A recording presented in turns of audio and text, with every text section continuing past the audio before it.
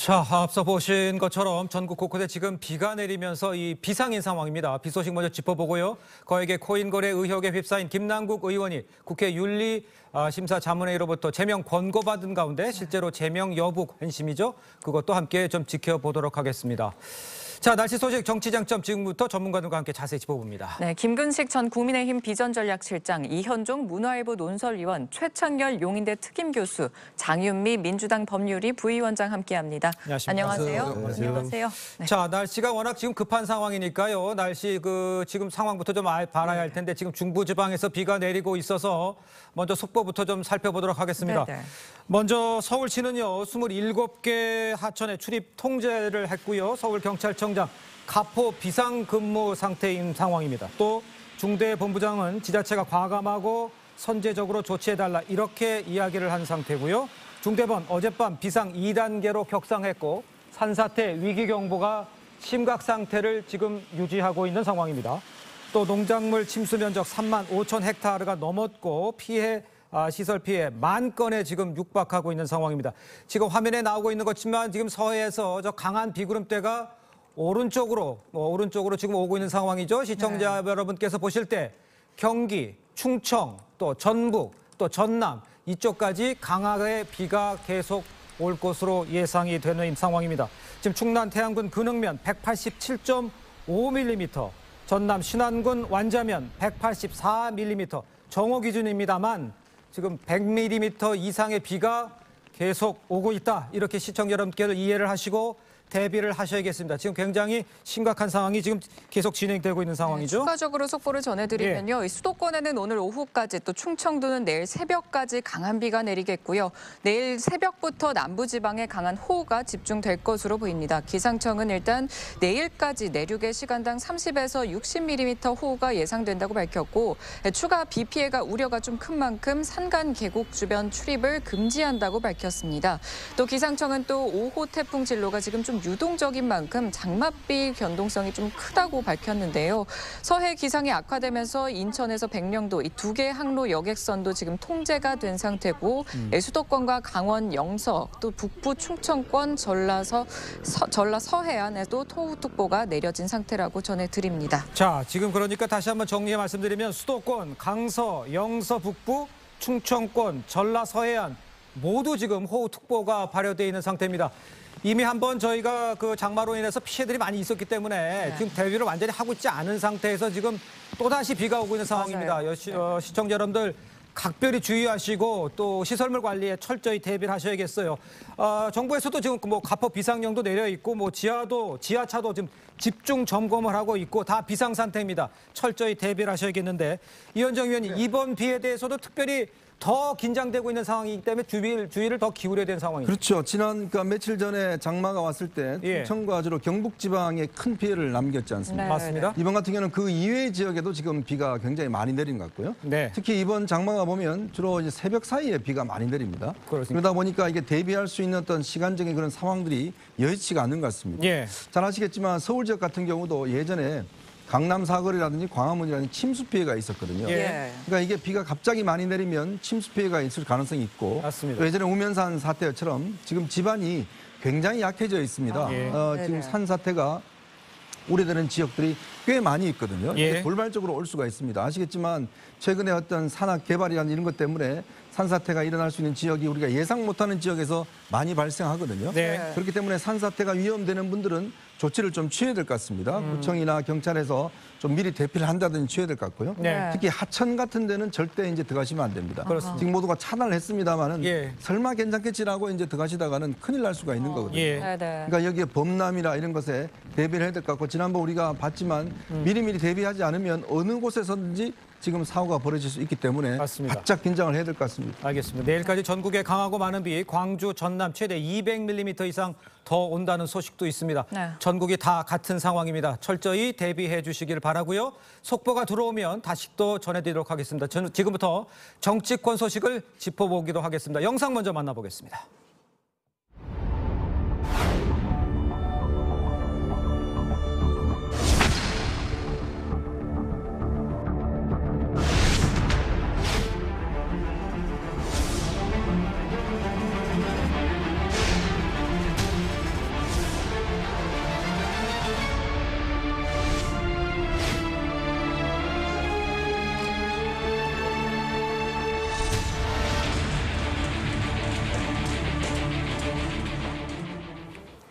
네, 첫 번째 주제 김남국 의원 다시 짚어봐야 할 것 같습니다. 김남국 의원에 대해서 가장 높은 징계 수위인 의원직 제명 권고가 지금 내려져 있죠. 제명 권고의 배경 아무래도 이제 소명 태도, 불성실한 자료 제출 이런 것들일 것 같은데 이 제명 권고에 대해서 우리 김근식 교수님은 어떻게 이해를 하고 계십니까? 국민들 법 감정이나 또 국민들 눈높이에서는 충분히 예상됐던 저는 수위라고 봐요. 왜냐하면 윤리심사 자문위원회에서 4가지 처벌 수위가 있는데 하나, 2개는 뭐 사과와 그 경고 정도고요. 그렇더라고요. 세 번째가 뭐 30일 이내 출석 정지인데 이것도 뭐 30일 그냥 집에 있다가 다시 나오면 되는 거거든요. 그러니까 사실 그 정도의 징계 수위 가지고 이번에 김남국 의원의 코인 사태 논란으로 이게 국민들이 분노하게 된 이 부분을 사실은 그 쓸어내리기는 쉽지 않았다 봅니다. 그렇다고 보면 제명밖에 없었고 그래서 제명 결정을 아마 윤리심사 자문위에서 한 것 같은데요. 저는 뭐 단순히 코인 투자를 해서 거래를 했기 때문에 제명이라기보다는 가장 큰 원인은 제 개인적으로 봤을 때는 이 윤리심사 자문위에서 설명을 했습니다만 상임위 회의 중에 심지어는 본회의 중에 또 그 국민들의 그 참담했던 이태원 참사 청문회 시간에도 그다음에 뭐 인사청문회 기간에도 이 코인 거래했다는 게 수백 회로 드러나 있기 때문에 국회의원 본업을 하지 않았다는 이 감정이 제일 국민들한테는 굉장히 날카로운 분노를 가져갔다고 생각합니다. 아니 국회의원이 최소한의 회의 시간에는 국회의원으로서 업을 다해야 되는데 그 업에도 충실하지 않았고 딴짓을 했다는 거 아니겠습니까? 그렇죠. 그게 아마 국민들에게 가장 큰 그 분노를 일으켰고 그 외에는 이제 자문위에서도 설명을 했습니다만 불성실한 소명 태도, 그다음에 자료를 제출하라고 했더니 제대로 잘 안 내는 거. 이건 뭐냐면 그동안에 논란이 났을 때 자기가 좋아하는 자기에게 유리한 유튜브에만 방송에 나가가지고 자기 유리한 이야기만 막 하다가 자료 제출이라든지 아니면 소명이나 그 기타 언론의 문제 제기에 대해서는 증거를 대봐라, 뭘 말씀하시는 것이냐, 뭐 이렇게 딱 떳떳하게 이야기를 했거든요. 이제 그런 식의 좀 내로남불 형태의 어떤 그 국민에 대한 어떤 그 태도라고 할까요?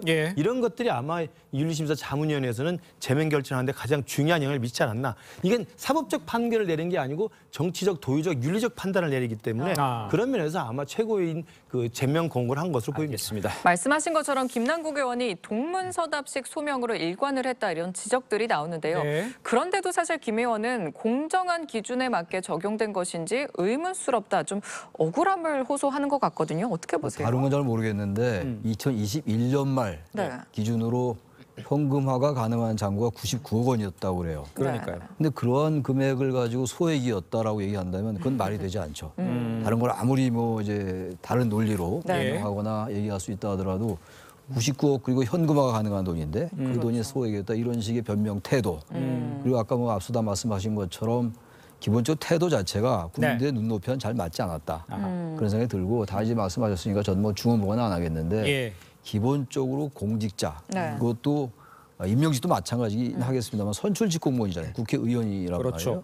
선출직 공무원이 상임위나 본회의 때 이런 일을 하고도 인정하지 않으려고 이러한 태도들 제명으로 갈 수밖에 없다고 보는데, 물론 그러나 이제 이게 윤리특위에서 결정이 된다 하더라도 국회 본회의 통과해야 되는 거거든요. 그렇죠. 근데 앞으로 민주당의 태도를 봐야지 알겠는데 민주당이 168석을 가지고 있단 말이에요. 그러니까 이제 국회의원 제명은 제적 3분의 2의 찬성이 있어야 되는 거거든요. 헌법 개정과 똑같은 의결적 족수란 말이에요. 그런데 168석의 민주당이 동의하지 않으면 뭐 절대 불가능한 거죠. 그 상황을 좀 지켜봐야 될 것 같습니다. 알겠습니다. 장희미 변호사께는 이렇게 여쭤볼게요. 지금 얘기한 게 공정한 기준에 맞게 적용된 것인지 의문스럽다.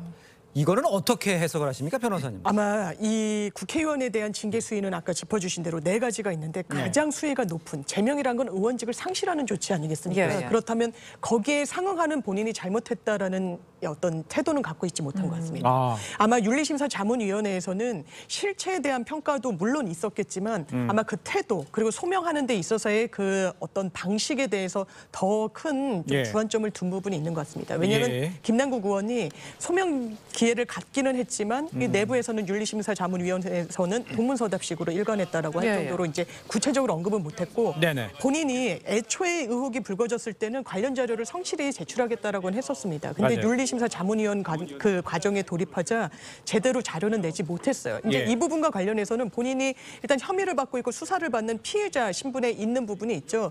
또 윤리심사 자문위원회라는 게 이제 여야 각 추천 몫으로 위원단이 구성이 되다 보니까 이게 외부에 유출될 가능성 그리고 이 어떤 비밀이랄까 이게 내부적인 부분이 이게 공론화될 가능성을 우려해서 내지 않는다라고 했지만 이런 부분을 종합해서 최고 수위의 징계 결론을 내린 것으로 보입니다. 알겠습니다. 자, 이런 가운데요. 국회 윤리심사자문위에 이 가상자산에 대해서 이 신고한 국회의원을 제명을 권고받은 이 김남국 의원을 포함해서 모두 11명이었습니다. 그러니까 제출한 사람이 11명입니다. 이 중에 이제 통일부 장관으로 재직 중인 이 국민의힘 권영세 의원과 야당 김홍걸 의원이 수백 차례 코인 거래를 한 것으로 좀 나타나고 있어요. 이현정 의원, 이거는 어떻게 이해를 하고? 지난번에 이제 법 개정으로 인해서 이 코인 같은 경우도 이제 신고할 수 있도록 바꿨고 그 규정에 따라서 이제 처음으로 신고를 했는데요. 자진의 신고를 한 의원들은 11명, 그 김남국을 빼면 10명이 이제 새롭게 나온 거죠. 그렇죠. 그러니까 여야 다 있는데 보니까 대충 이제 뭐 그냥 그 궁금증에서 해봤다, 뭐 시험 삼아 해봤다, 뭐 이런 의원도 있는 반면에 또 이제 규모 면에서는 지금 권영세 통일부 장관과 김홍걸 의원이 가장 많은 것으로 일단 드러나고 있습니다. 그러니까요. 그러니까 어떤 거래 총량으로 따지면 꽤 규모는 크지만 이게 이제 총량이 아니라 김홍걸, 권영세 의원 같은 경우는 한 3, 4천만 원 정도 시작해서 결국은 40% 정도 손해를 봤다. 뭐 이렇게 이야기를 하고 있고 또 김홍걸 의원 같은 경우도 뭐 한 1억 원 정도 투자를 했는데 7, 80% 손해를 봤다 이야기를 하고 있는데 우리가 일단 이 가상화폐 투자를 뭐 문제 삼을 것은 없습니다. 그렇죠. 지금 우리나라 가상화폐 투자자들이 한 600만 명 이상으로 보고 있거든요. 그러니까 문제는 안 되는데 이걸 어떤 방식으로 지금 우리가 자꾸 이제 민주당에서는 이게 이제 이 사람들 투자한 것을 이제 김남국 의원과 뭐 똑같다 이런 식으로 지금 이야기를 하고 있는데 이는 분명히 다른 차원이죠. 예를 들어서 김남국 의원이 이제 주목받고 있는 거는 결국은 상임 시간, 본회의 시간에 이제 투자했다는 부분들. 그러니까 그 다음에 이제 내부 정보를 이용해서 어떤 이 투기를 한 거 아니냐는 이제 의문을 사고 있잖아요. 그리고 규모 자체가 워낙 큽니다. 그러니까 그렇기 때문에 이거는 문제가 생기는 거 더군다나 이렇게 많은 규모의 이제 가상화폐를 가지고 있음에도 불구하고 본인은 돈이 없다. 나는 뭐 가난하다. 그러면서 지난 2022년 기준으로 후원금 1위를 기록했거든요. 그러니까 그런 거짓말 한 것이 문제가 되는 것이지. 그러니까 이 투자 물론 이제 앞으로 구체적으로 살펴봐야 될 것 같습니다. 과연 이게 언제 투자를 했고 또 이게 투자의 어떤 불법성을 따져봐야 되겠지만 일단 우선 김남국 의원과는 조금의 어떤 질적 차이는 있다. 이렇게 지적할 수 있을 것 같습니다. 알겠습니다. 네, 윤리심사자문위는 이 거래 내역을 제출한 의원 11명 가운데 최소 5명 이상이 이해 충돌 소지가 있을 수 있다고 보고 있습니다. 유재풍 국회 윤리심사자문위원장의 관련 발언 들어보시죠. 11분이 보유했었다. 그렇게 신고하셨습니다. 11분 중에 혹시 이해충돌 소지 있어 보이는 의원님도 계신가요? 그런 분들도 좀 있는 것 같아서 가지고 별도로 그거는 저 의장님이나 그 소속 정당에 통보를 할 겁니다. 방금 이현종 의원님께서 언급을 해주셨는데 권영세 의원은 일단 3천에서 4천 정도로 시작을 해서 40% 정도 손해를 봤다고 하고요. 김홍걸 의원 측은 1억 원이 안 되는 금액을 투자해서 70에서 또 80% 정도 손해를 봤다고 하고는 있습니다. 그런데 김홍걸 의원은 일단 지금 외통위 소속이어서 자기는 이해충돌 사안이 없다 이런 주장인데 어떻게 보십니까? 우선 이제 이해충돌과 관련해서는 상임위로 볼 때 말이죠. 일단 정무위가 관련될 수가 있을 거고. 그 게임 관련 이제 코인이라면 이제 문화체육관광위원회가 이제 관련이 될 텐데 지금 10명이 어떤 분인지 모르겠어요. 지금 김홍걸 의원하고 이제 권영세 의원은 뭐 이제 지금 나왔습니다만 다른 분들도 뭐 언론에 나오긴 나오더라고요 이름이. 근데 이분들의 이제 상임위를 따져봐야 되고 또 하나가 불법 탈법성 여부를 따질 때 제일 중요한 게 역시 그 자체는 아니라 하더라도 금액의 규모 같은 거죠. 규모하고 거래 횟수. 근데 지금 일단 윤리위나 여기서 이제 그 국회의장에게 신고한다는 거는 일단 1,000만 원 이상, 100회 이상 거래했으니 이거를 기준으로 하는 것 같긴 한데 이 자체만 가지고 판단이 어려울 것 같아요. 내부적으로 어떠한 경위를 거쳐서 코인에 투자했는가. 그다음에 김남국 의원에 관련된 것도 그 문제가 많이 나왔던 거예요. 경위, 거래 정보 같은 거, 내부 정보 이런 것들을 이용했는가. 이건 이제 전체적으로 볼 때 이해충돌 소지 여부와 관계가 되는 거겠죠. 이런 걸 좀 따져봐야 될 것 같아요. 코인 자체를 뭐 무조건 불법이라고 볼 수는 없는 거예요. 그러니까. 과정이나 경위를 봐야 될 것 같습니다. 자, 근데 이런 상황에서 이제 민주당에서 가상자산 보유를 신고한 의원이 모두 11명인데 왜 김남국 의원만 제명 논의가 이루어지냐 이런 주장을 지금 나오고 있어요. 거기에 어떤 의견인지 먼저 말씀해 주시죠. 네, 이게 아마 주류적인 의견은 아닐 거라고 봅니다. 김남국 의원은 아까 짚어주신 대로 좀 결이 다른 부분이 있고요. 이미 수사선상에 올랐습니다. 네. 대대적으로 가상화폐와 관련해서 이 어떤 압수수색이 단행되기도 했고요. 그 자료를 토대로 실제로 굉장히 거액의 코인을 갖고 있었거든요. 그리고 그 코인을 이른바 굉장히 위험도가 높다라고 평가되는 잡코인으로 전환하는 과정 중에 있어서 혹시 어떤 내부 정보의 활용은 있지 않았는지 여부가 수사와 관련해서 진행되기 때문에 예. 단순히 현 시점에서 코인을 보유하고 있고 수익을 냈든 조금 적게 냈든지 간에 어쨌든 관련 상임위에도 있었지만 이해충돌 여부를 완전히 확정짓기 어려운 그런 다른 11명의 의원들과 동일 선상에서 비교하기에는 좀 이른 것 같습니다. 알겠습니다. 자, 앞으로 김남국 의원에 대해서 실제로 제명이 이루어질지 참 이게 지금 관심이 모아지고 있습니다. 부정적이라는 의견이 일단 많습니다만 정치계에서 나오는 의견부터 함께 들어보도록 하겠습니다. 제명이 나오려면 200명의 그 국회의원들이 동의해야 되기 때문에 뭐 결과는 예측할 수는 없겠습니다만 전 결과는 이제 중요하지 않은 것 같아요. 이미 정치적으로 사망 선고를 받았기 때문에 국회의원으로서 어떤 역할을 할 수 있겠습니까? 시한부 국회의원 판정을 받았기 때문에. 김남국 입장에서 생각해 보면 아니 전당대회 때 돈 봉투 받은 사람도 제명이 아닌데 상임위 때 코인 거래한 거 가지고 제명까지 되냐. 입장을 분명히 해야 될 민주당에서 이런 태도를 보이고 있기 때문에 진짜 제명될지는 좀 의문입니다. 알겠습니다. 지금 진짜 제명될지는 의문이다 이런 말씀해 주셨는데 김남국 의원을 향해서 또 자진 사퇴하라, 당은 김 의원을 제명하라 이런 의견들이 계속해서 나오거든요. 그렇죠. 그럼 민주당도 좀 부담이 되니까 이게 김남국 의원을 제명할 수 있을까 이게 또 의문이에요.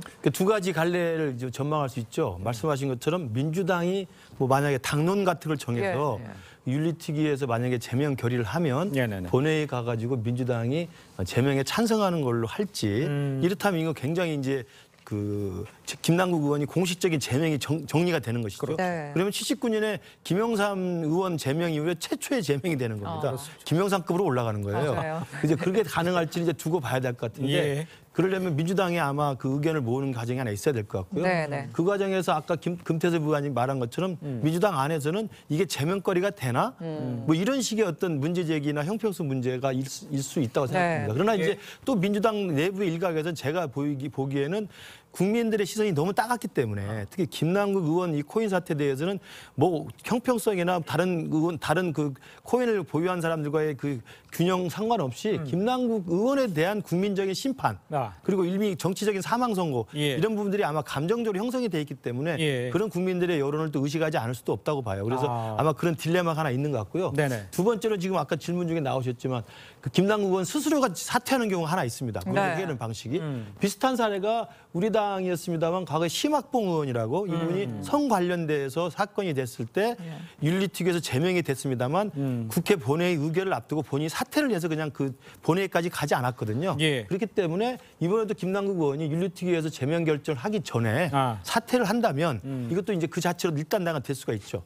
저는 제가 볼 때 그게 깔끔하다고 생각하고 애초부터 처음부터 의원직 사퇴를 저는 개인적으로 주장을 했습니다만 그러나 지금 김남국 의원의 행태나 이 움직임을 보면 그럴 것 같지는 않아 보입니다.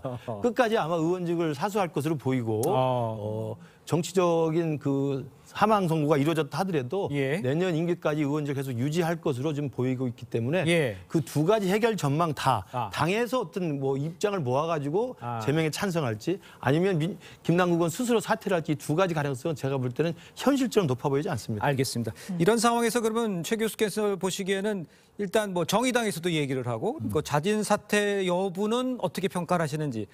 어차피 국회로 가서는 그 3분의 1을 얻기는 어려울 거라고 보시는 거잖아요. 그럼 자진 사퇴 여부는 어떻습니까? 저는 뭐 우리 김 교수님하고 전 같은 견해예요. 김남국 의원의 그동안의 여러 가지 발언이라든지 이번 사안을 대하는 태도 이런 것들로 미뤄볼 때 자진 사퇴하기는 어려울 것 같아요. 물론 이럴 수 있겠죠. 지금 아까 김용태 국민의힘 최고위원 말 따나 본회의에서 통과가 되든 안 하든 제명이 되든 안 되든 간에 이미 정치적으로 어렵다. 그렇다면 승부를 걸기 위해서라도 어떤 뭐 도덕적인 당위성이나 정치적인 이런 책임 진단 차원 말고 김남국 의원 본인이 승부를 걸기 위해서 자진 사퇴한 다음에 또 한번 나오는 건도 모르겠어요. 근데 그 정도로 결기 있게 자기를 한번 던져볼까? 그 정도 생각하기는 어려울 것 같아서 자진 사퇴 가능성은 낮아 보이고 제가 여기서 말씀드리고 싶은 게 민주당이 혁신위가 지금 활동하고 있잖아요. 지금. 그렇죠. 민주당 혁신위가 지금 뭐 불체포 특권 나중에 표결할 때 이제 기명으로 하자는 법 개정안 내겠다는 건 나중 얘기고 지금 민주당 혁신위가 출범하게 된 계기가 바로 김남국 의원의 이 코인 논란이었어요. 그렇다면 적어도 민주당이 이 부분에 대해서 3분의 2의 찬성의 168명의 행태는 차치하고서라도 당 차원의 제명 조치는 있어야죠. 그래야지 민주당이 혁신위를 출범시키는 게 논리적으로 앞뒤가 맞아요.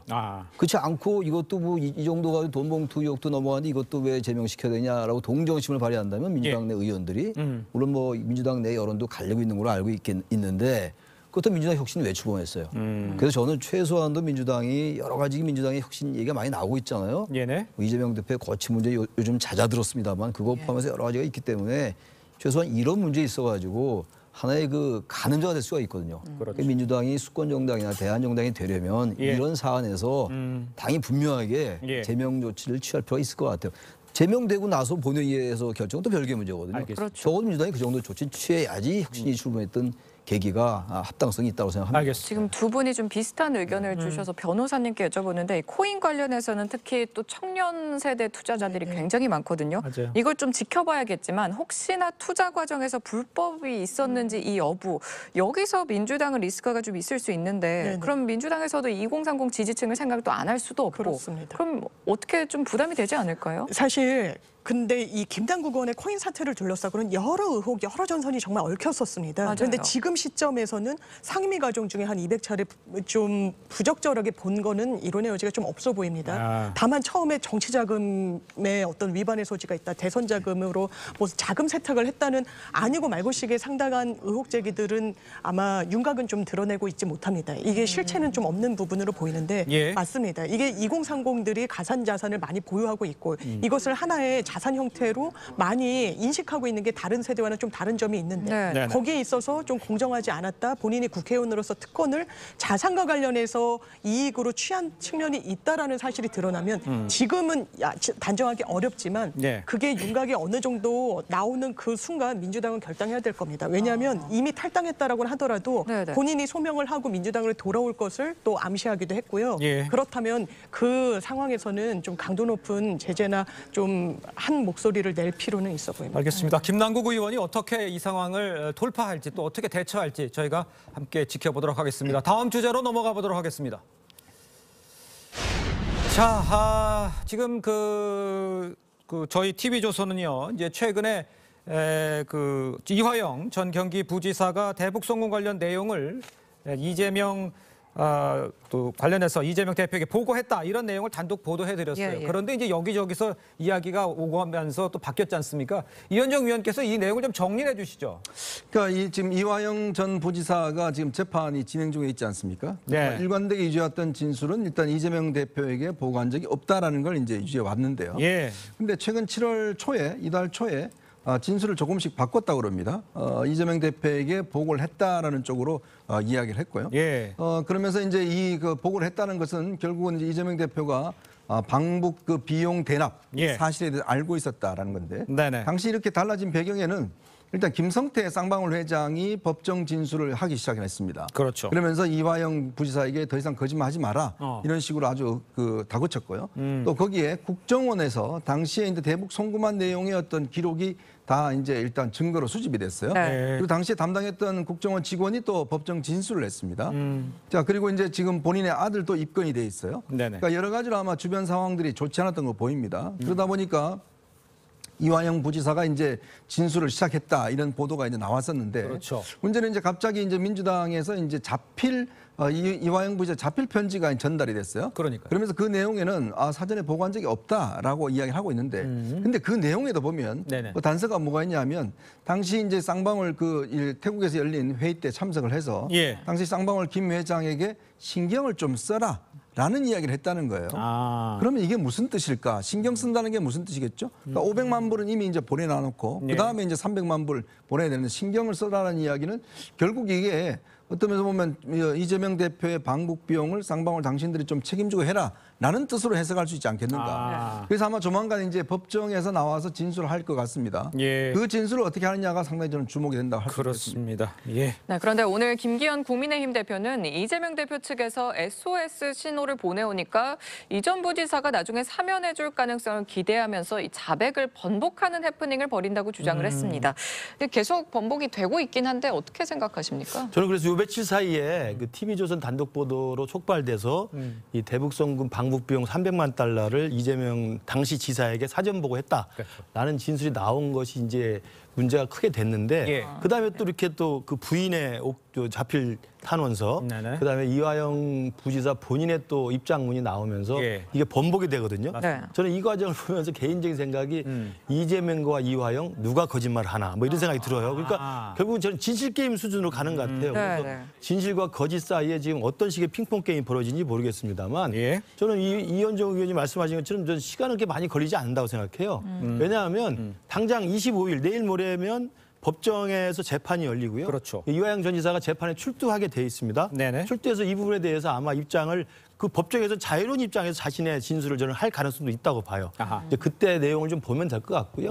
그렇다고 한다면 지금 문제는 대북송금 300만 달러를 방북 비용으로 김성태가 북에 보낸 건 움직일 수 없는 증거로 다 꽉 차 있지 않습니까?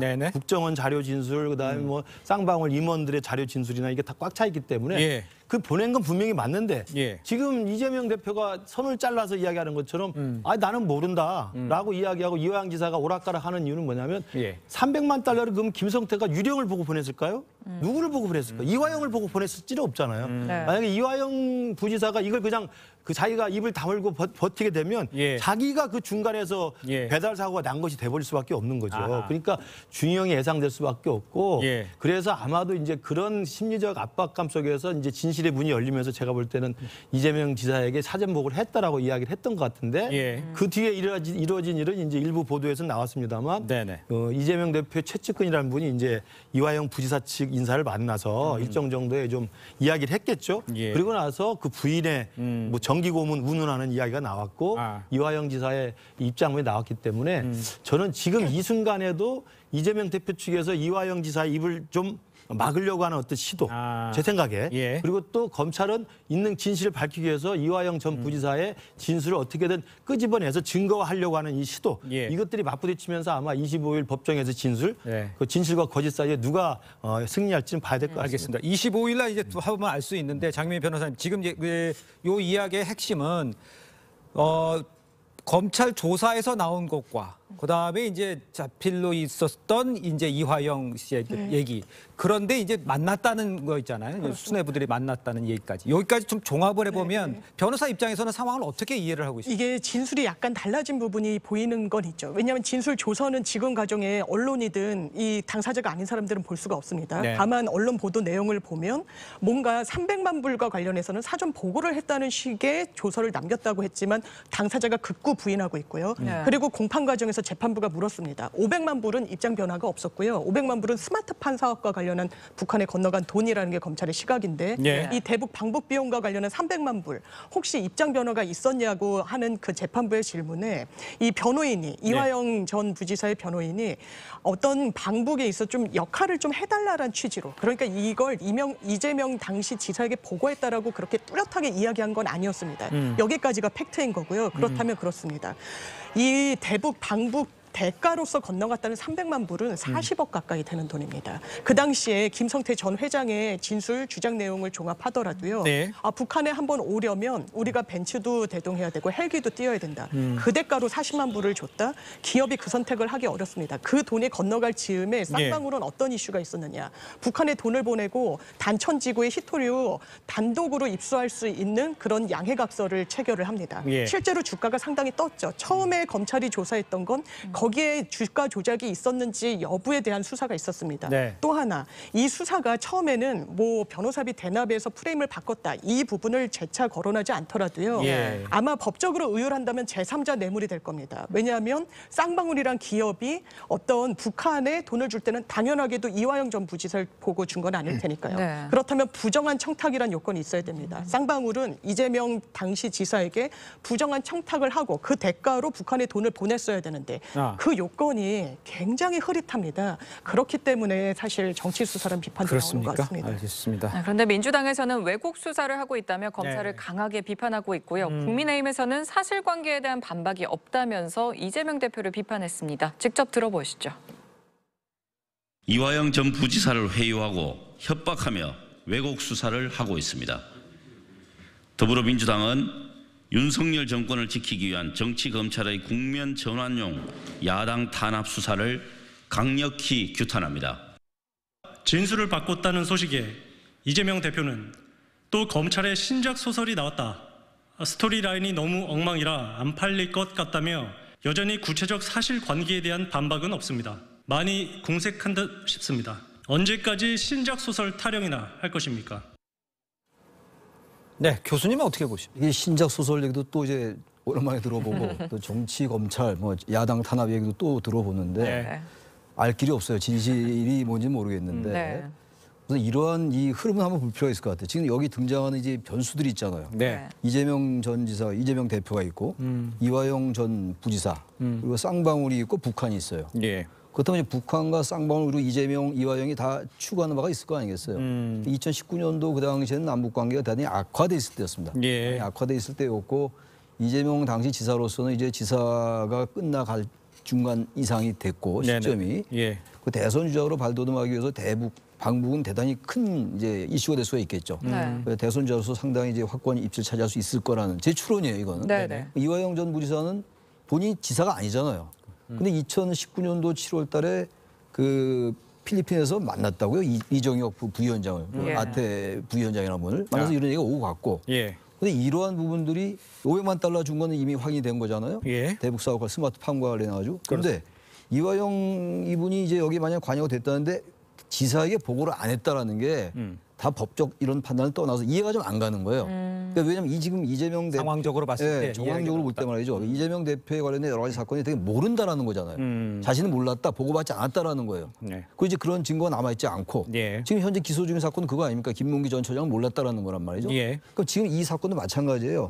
보고를 했느냐 안 했느냐 가지고 엇갈리고 있단 말이죠. 근데 이제 문제는 이겁니다. 사법적 판단이 역시 중요할 텐데 문서나 무슨 CCTV가 있다면 문제가 되는데, 증거가 딱 되는데 그게 없다면 결국은 진술에 의존할 수밖에 없잖아요. 근데 그러려면 진술이 일관돼야 된다고요. 근데 지금 이제 이화영 부지사 전 부지사의 진술도 굉장히 엇갈리고 있고 말이죠. 그러니까 이게 과연 사법부가 어떤 판단을 할 거냐의 문제인데 전 법률가가 아니라서 그것까지는 잘 모르겠는데요.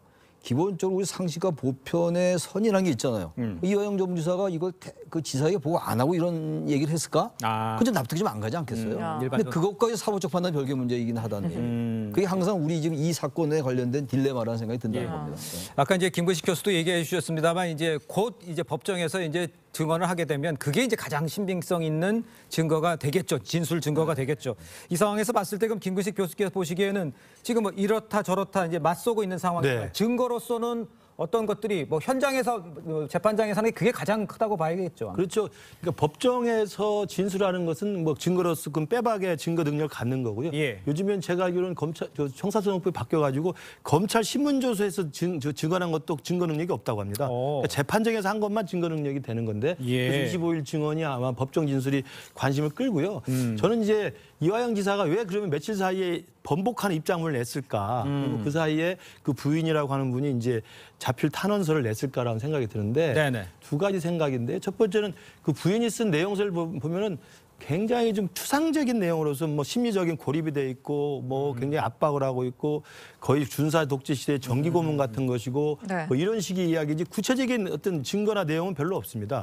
그러나 제가 이화영 지사 쪽 그 변호하신 분들 이야기라든지 그 언론에서 공개된 이야기를 보면 뭐 검찰에서도 공개를 했습니다만 수십 회, 50회 이상 또 100회 이상 그 저기 부인하고 또 지인하고 면회를 했고요.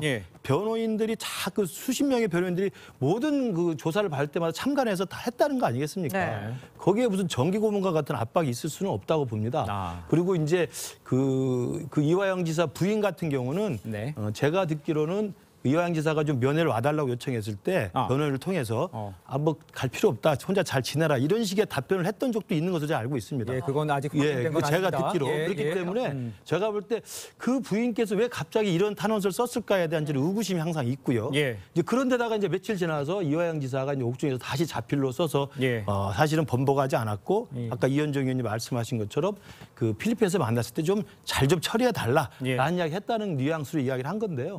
저는 김성태 회장이 아까 말씀드린 300만 달러를 보냈단 말입니다. 이건 뭐 움직일 수 없는 건데 보냈는데 왜 보냈는가에 대한 설명이 김성태는 일관되게 이건 이재명 지사를 보고 보냈다라는 것이고 이재명은 나는 모른다는 것이고 이화영 지사가 입을 딱 다물고 나도 모른다라고 하다가 이거 사실은 이재명 대표 하는 걸로 내가 사전에 알고 지사한테 보고했다고 이야기를 했다가 지금 보고를 한 건 아니다라고 좀 후퇴한 거거든요. 그렇죠. 저는 그렇기 때문에 아까 뭐 말씀하신 것처럼 검찰의 수사 능력과 증거 능력이 중요하겠지만 국민들의 상식적인 수준에서 봤을 때 이런 일들이 벌어지는 것이 도대체 누가 거짓말을 하고 있는지 여기에 또 중요하게 등장하는 하나의 증거 자료가 있죠. 2019년 11월인가요? 경기도지사 직인이 찍힌 북에 보낸 공문이 공개가 됐었잖아요. 그때 공문이 뭡니까? 빨리 사업 좀 잘해주시고 빨리 저를 좀 불러주세요. 초청해 주세요. 라고 하는 경기도지사 직인의 대북 공문이 있었습니다. 그걸 왜 했을까요? 저는 그런 것들 생각해 보면 뭐 이재명 지사야 워낙 모른다고 말씀을 많이 하시니까 지금까지는 뭐 모든 걸 다 차단하고 있습니다만 저는 이건 쉽게 좀 넘어가기는 쉽지 않은 그 사건이 아닌가 싶습니다. 지금 여러 정황들이 있는데 일단 검찰은 이르면 다음 달 8월 초에 쌍방울그룹 대북 송금 사건과 관련해서 이 대표를 소환 조사할 방침인 것으로 전해집니다. 그럼 구속영장을 청구할지 만약에 구속영장을 청구하면 이 대표는 지난 6월에 말한 것처럼 본인이 출석해서 영장 실질 심사를 받게 될지 좀 어떻게 전망하십니까? 또 한 번의 이제 딜레마에 빠지게 되는 거예요. 그러니까 본인이 지금 대정부 국회 연설에서 이 불체포 특권 포기하겠다라고 이야기는 했지 않습니까? 근데 지금 우리 법상 보면 일단 회기 중에는 뭐 자동적으로 일단 심사를 하게 돼 있습니다. 그리고 이제 그 회기가 아닌 중에는 이제 그냥 가도 되는데 문제는 회기가 아닌 중이 거의 없습니다. 왜냐하면 8월 15일부터는 결산국회가 자동으로 소집되게 돼 있어요. 9월부터는 또 정기국회가 소집돼서 12월까지 열리게 돼 있습니다. 자, 그러면 지금 이제 7월 국회가 열려서 지금 청문회도 하고 있는데 그렇다면 만약에 이제 지금 비는 기간이 별로 없거든요. 그런데 검찰이 과연 그 비는 기간 딱 맞춰서 할까요? 저는 그렇지 않다고 보고 있거든요. 그러면 어차피 이거는 이제 국회의원들의 표결에 가야 되는 거예요. 그럼 거기서 예를 들어 당론으로 아무리 한다 하더라도 이게 지금 무기명 투표잖아요. 그럼 무기명 투표인데 이걸 예를 들어서 부결을 시켜버리면 그때는 어떻게 할 거냐고요. 그러니까 그건 그동안 뭐 의원들 결의로 해서 정당한 불체포 영장에 대해서는 이 불체포 행사하지 않겠다고 이야기를 했는데 그게 다 지금 허상으로 돼버리지 않습니까? 그러니까 자신이 나간다고 하더라도 그렇지만 결국 국회 표결을 거쳐야 되고 의원들 입장에서 보면 그냥 안 한다면 이거는 또 한 번에 이제 딜레마에 빠지게 되는 것이고 지금 이 문제만 아닙니다. 지금 백현동도 지금 거의 수사가 정점을 향해 달려가고 있어요. 그래서 이 두 가지 사건에 대해서 이제 아마 영장 청구가 될 것 같은데 지금 보면 결국 이화영 씨 같은 경우는 아마 이제 본인도 고민이 많을 겁니다. 왜냐? 본인이 다 땅고 갈 경우에 본인의 형량이 굉장히 높아지거든요. 그렇다면 이제 본인이 여기서 진실을 이야기하느냐 마느냐 아마 그 굉장히 오락가락하는 심정일 겁니다. 최근에 어떤 심리를 보면 이제 그런 상황이라면 아마 이제 또 한 번 민주당은 이 체포동의안을 놓고서 또 한 번 내용이 벌어지지 않을까 그런 예상을 해봅니다. 알겠습니다. 25일 재판이라고 하셨죠? 알겠습니다. 지켜보도록 하겠습니다. 다음 주제 넘어가 보도록 하겠습니다. 자, 극단적 선택을 한 이 초등학교 교사에게 국회의원 가족이 갑질을 했다. 이런 글을 최초로 올린 여성, 해당 의원으로 지목된 국민의힘의 한기호 의원에게 사과를 했는데 한 의원 선처는 없다 이런 입장입니다. 자, 법적 조치 필요하다고 보십니까? 뭐 이런 것들이 만연했으니까 뭐 단죄해야 된다 이런 얘기도 있긴 해요. 이런 의혹 아니면 말고식은 참 문제가 있죠. 어떤 타인의 아픔에 사고에 그 극단적인 선택을 한 부분에 마치 또 그 학교의 학부모인 것처럼 가짜 글을 유포한 사람들도 있으니까 뭐 학급의 담임 교체가 있었다든지 전혀 사실되지 않은 확인되지 않은 사실관계들을요. 그래서 한기호 의원 같은 경우에 이 부분에 대해서 이 처음에 게시글을 올린 이제 여성분으로 알려져 있는데 의원실에서 만났지만 나는 선처하지 않겠다라고 했다고 하는데요. 이게 그런데 형사 처벌 사안인지를 또 따져볼 여지가 있습니다. 왜냐하면 명예훼손성 글을 올린 건 맞는데요. 이 사람이 이 해당 학급에 뭐 유력 정치인의 손자녀가 다니고 있었고 그 유력 정치인은 삼선 의원이라더라라고 내가 알고 있다라는 식으로 약간 의견 표명 형식으로 했고요. 그렇다면 국회의원 삼선 그리고 국민의힘 소속이다라고 했을 때 기본적으로 명예훼손은 당사자가 특정이 돼야 됩니다. 이 특정이라는 건 이를테면 직업군으로 명예훼손을 한다. 뭐 아나운서는 어떠고 이런 부분이 강용석 전 의원 같은 경우에도 이게 형사처벌받지 않은 건 그런 이유 때문이었거든요. 예. 그렇다면 삼선 의원이라고 했을 때 이게 딱 그 한 의원을 지칭하는 것으로 볼 수 있을 것인지 여부에 대한 사실 법리 판단은 남아 있어 보입니다. 네, 그런데 이 사안을 계기로 국민의힘에서는 이 온라인 괴담과의 전쟁을 선포하고 나섰습니다. 그럼 당에서 어떤 대책을 마련하고 있나요? 예, 사실은 이제 윤두현 그 위원장을 중심으로 해서 미디어 특위가 있습니다. 저도 활동을 한 적이 있는데 거기에서 이제 이른바 SNS 상에서 온라인 상에서 너무나 많은 가짜 뉴스 확인되지 않고 막 확산이 되고 일진 괴담이 막 뭉쳐가지고 이게 또 어느 정도 그 확산이 되면 이게 야당 국회의원들에서 이제 이걸 일정 정도 이제 공론화시킵니다. 언론에 기사화를 시키는 게 더 커지거든요. 이런 식의 반복되는 입장들이 진행이 되었는데 이번에 대표적인 게 이제 한기호 의원 관련된 이야기였죠. 그 주말 사이에 갑자기 이게 터져 나와가지고 한기호 의원으로 특정이 돼서 그냥 언론에 기사화가 되면서 이렇게 문제가 커진 거 아니겠습니까? 그러니까요. 그런 걸 보면 우리 장 변호사님 말씀대로 저게 정말 형사상으로 법을 처벌을 할 수 있을지는 지켜봐야 될 것 같습니다만 그동안의 정치적 현황과 관련해가지고 너무나 많은 가짜뉴스와 괴담이 삽시간에 퍼져서 유포되고 이것이 다시 정치 쟁점화하면서 이것이 악순환이 되는 재생산 과정을 많이 겪었단 말이에요. 맞아요. 뭐 대표적인 게 뭐 청담동 술자리는 뭐 이미 말할 것도 없고요. 뭐 모든 것들이 다 그런 식으로 지금 확대 재생산되는 것이어서 아마 우리 당에서는 이런 것들을 좀 근본적으로 좀 방어할 수 있는 또는 근본적으로 재발 방지를 할 수 있는 좀 제도적 장치를 좀 마련하는데 힘을 쏟는 것으로 보이고요. 이번에 한기호 의원 관련돼서 이 초등학생 교사의 이 사건에 대해 가지고 지목이 됐던 것에 대해서는 저는 뭐 이 최초 유포자 이분보다는 조금 더 나올지 모르겠습니다. 김어준 방송인이 사실은 또 혼나야 된다고 생각합니다. 그분이 갖고 있는 사회적 파워, 언론에 대한 영향력을 생각할 때 그 양반이 한번 툭 던져서 이야기함으로써 엄청난 파괴력이 있는 거거든요. 그분이 파괴력이 생기는 거거든요. 그렇기 때문에 저는 그 최초 유포자인 그 아주머니보다는 저는 오히려 방송인 김어준 씨에 대해서는 저는 끝까지 고발해서 좀 법적 책임을 묻는 게 필요하다고 생각합니다. 알겠습니다. 뭐 친야 매체라고 그러면 제가 좀 잘못하는 걸 수도 있으니까 좀 이해를 해주시고 어쨌든 지금 언급을 해주셨습니다만 김어준 씨가 그거를 확대 재생산해서 문제가 커졌다. 이런 지적에 대해서 이제 단호하게 대처하겠다는 건데 이런 거에 대해서는 어떻게 생각하십니까? 저도 문제가 있다고는 생각합니다. 왜냐하면 아니고 말고식. 제가 그 방송을 실시간으로 본 건 아니지만 나중에 구체적으로 어떤 방식으로 의혹 제기를 했는지는 들어봤는데요. 이게 또 한기호 의원을 딱 지칭하진 않았지만 국민의힘 소속이라고 이제 언급을 했고요. 이 부분 굉장히 공분을 사고 있던 시점이었던 건 맞습니다. 왜냐하면 사실상 새내기 교사가 극단적인 선택을 내몰렸다라는 공분이 있던 상황이었기 때문에 이걸 정치 쟁점과 연결지으는 순간 폭발력은 상당했거든요. 그렇지만 정정하긴 했지만 이 부분이 의혹 제기 자체가 사실이 아닌 것과 좀 거리가 있다라는 부분 아니면 말고식의 어떤 의혹 제기는 좀 지양할 필요가 여야 할 것 없이 다 있다라고 생각합니다. 제가 볼 때는요. 제가 한 말씀만 드릴게요. 이 교권과 인권이 무너지는 거 아니에요? 공교육이 무너지는 이 현장 아니에요? 그 엉뚱하게 또 김어준 뭐 그 사람이 그분이 얘기해서 또 하고 또 한기호 의원이 그랬다 그러니까 야당이 공격하고 지금 이러니까 안 되는 거예요. 대한민국 현실이. 현재 공교육이 얼마나 참담합니까? 교사가 자살할 정도인데. 교사가 뭐지 폭행을 당할 정도고 초등학생한테. 근데 그 문제는 또 싹 빠져서 이슈가 또 바뀌었습니다. 이 대한민국 정치 언제까지 맨날 이슈에 전환가지고 할 거냐고요. 이제 그 말씀 하나 좀 지적하고 싶습니다. 알겠습니다. 자, 정치권 소식은 여기까지입니다. 네 분과 인사 나누도록 하겠습니다. 고맙습니다. 감사합니다. 감사합니다. 감사합니다.